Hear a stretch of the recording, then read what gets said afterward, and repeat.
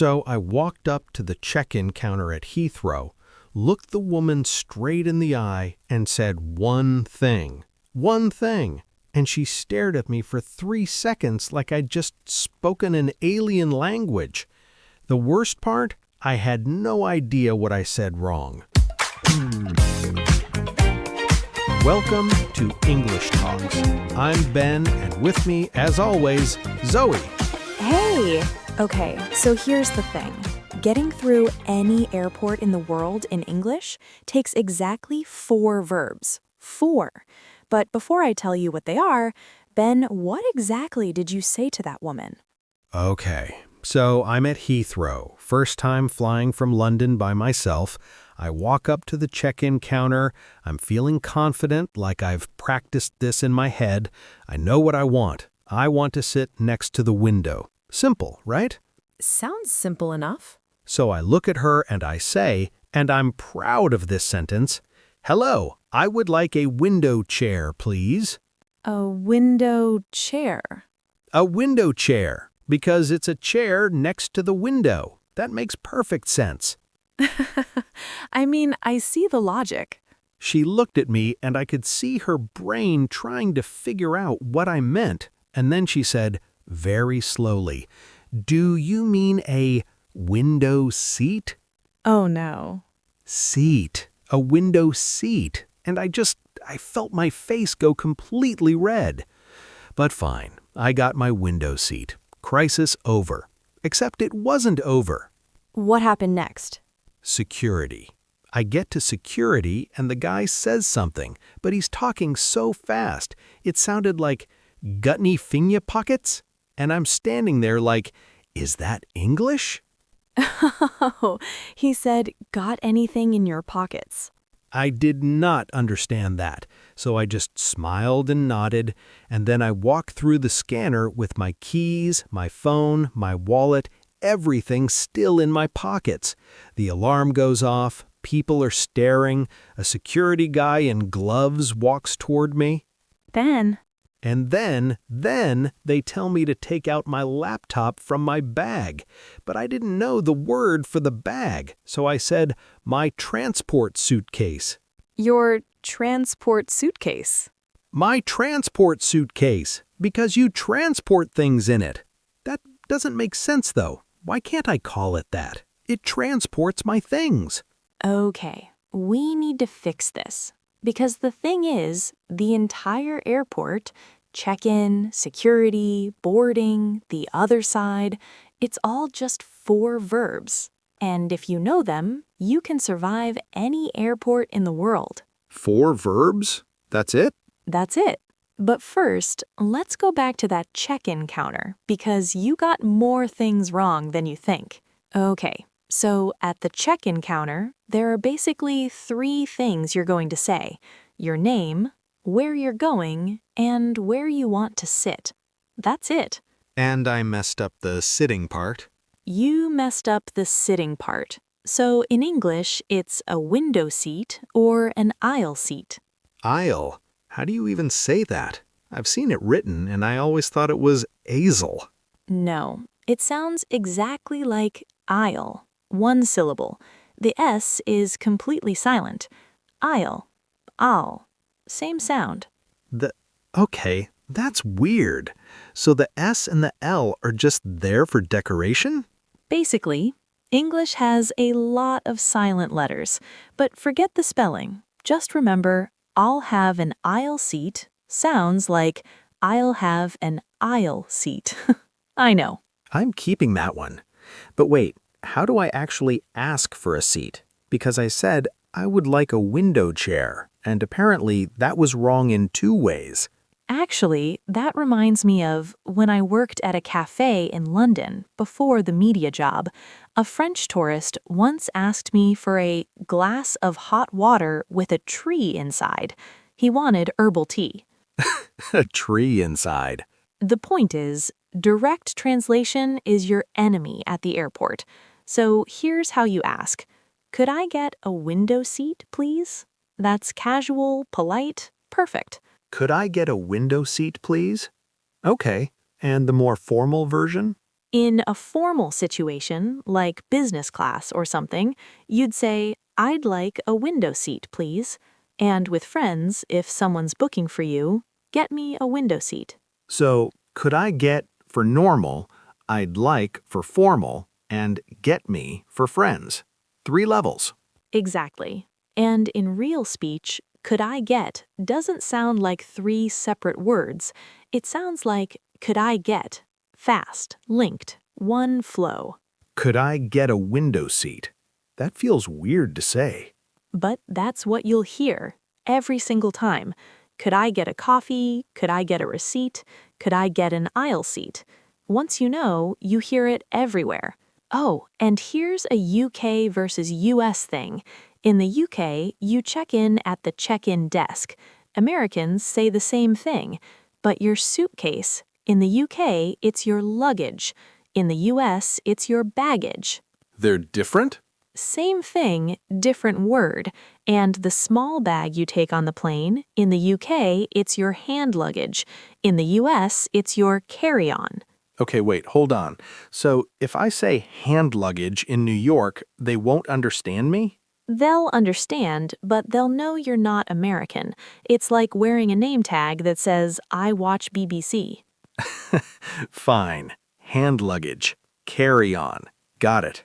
And at security, you'll hear, "Do have any hand luggage?" It sounds like, "Do have any hand luggage?" all blurred together. And in the US, "any carry-on?" 2 words, 1 beat. All right, so you survived check-in. Now let's talk about security, because that is where you had a full meltdown. I did not have a meltdown. I had a, misunderstanding. You called your bag a transport suitcase. Okay, fair. So at security, they're going to tell you to do things very fast, and they always say the same things. Take out your laptop, take off your belt, empty your pockets, and then go through. Go through? That's the scanner thing. That's it. You go through security. And in fast English, take out your laptop sounds like take out your laptop. One block of sound. That's why I didn't understand. He said something like, take out your laptop, and my brain heard take out, like take out food. Quick test. What was the word for this small bag you carry on the plane? You have 3 seconds. Carry on, or hand luggage if you're in the UK. Nice. And what about after security? I always get confused with the boarding part. That's where people say the strangest things. In New York, I used to fly a lot for work, and the announcements are so fast. They say, "Now boarding," which means get on the plane now. So what you're saying is boarding means actually getting on the plane. Yes, you board the plane, and the place where you wait before that, the gate. And your boarding pass, that's the paper or the thing on your phone that lets you on. Oh, that's what a boarding pass is. I always thought it was some kind of special ticket. You know what's funny? In Sydney, the gate announcements are so polite. "We'd now like to invite passengers." In New York, "Boarding now, gate 34, let's go." Same thing, completely different energy. I think I'd prefer the polite version. It is your ticket, basically. They scan it at the gate and you board. And when you land, one more verb. You pick up your luggage. Not take, not get. Pick up. Where do I pick up my luggage? That's all you need. Pick up my luggage, not my transport suitcase. Never your transport suitcase. Okay, so you said 4 verbs. I heard check in, go through, board. What's the 4th one? Here's what I figured out. The entire airport experience, any airport, any language, any country, fits in 4 verbs. Are you ready? I'm ready. Verb 1, check in. That's the counter. You check in, you get your boarding pass, you drop your luggage. Check in. Got it. Verb 2, go through. That's security. You go through security. Take out your laptop, take off your belt, go through the scanner. Check in, go through. Now, here's where people get lost. What happens after security? You wait? You wait at the gate, yes, but then they call your flight and you... Board? Yes! Verb 3, board. You board the plane. Simple. Check in, go through, board. That's 3. What's 4? You land. You're tired, you walk through the airport, and you need your suitcase. Your real suitcase, not your transport suitcase. Stop.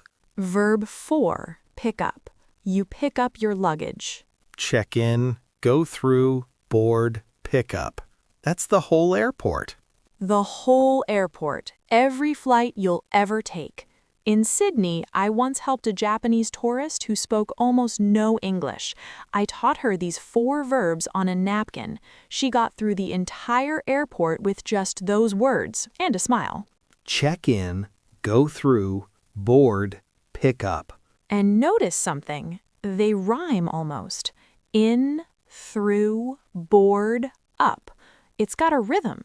In, through, board, up. I'm keeping that one. Okay, let me try the whole thing. I check in at the counter, I go through security, I board the plane at the gate, and when I land, I pick up my luggage. That is perfect. That's your entire airport script right there. Where was this before Heathrow? I could have avoided the transport suitcase entirely. But then we wouldn't have this story. Oh, and if you want to see those verbs written down with some exercises, there's a guide in the first comment. It's got the whole airport script. All right, quick fire. Let's lock these in. You and me, back and forth. Could I get a window seat, please? Check-in counter. That's your go-to. Do I need to take out my laptop? Security. And remember, take out sounds like take out in fast speech. Take out your laptop. What gate is my flight? After security, when you're lost and panicking. Is this seat taken? On the plane, when someone's in your seat and you're too polite to say move.